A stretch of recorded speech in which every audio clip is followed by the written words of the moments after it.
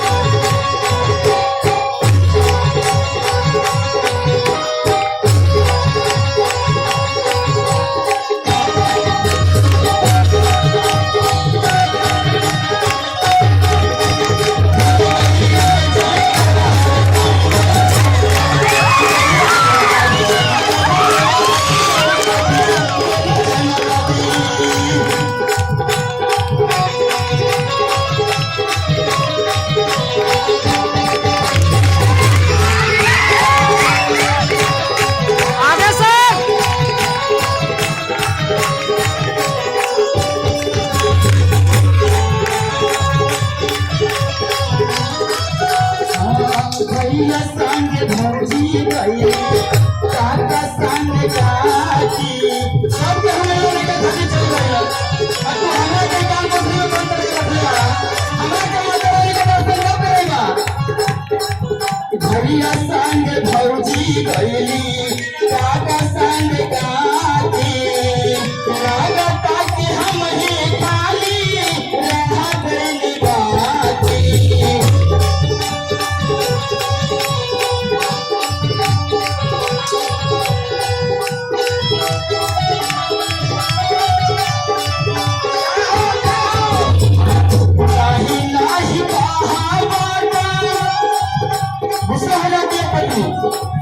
नहीं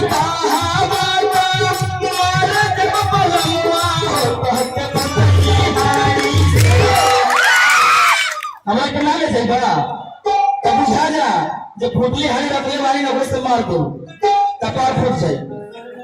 तो कहाँ जाए के प्लान बा माता रानी के बोले शेरावाली माता की मैं हर ले चला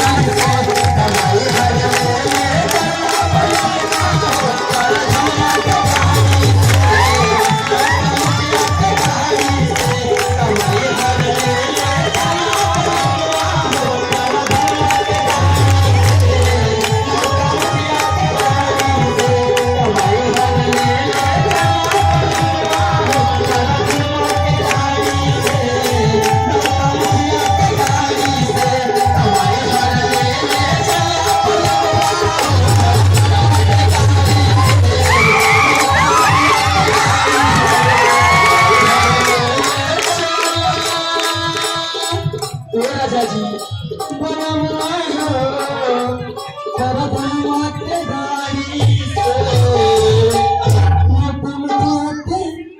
गाड़ी से।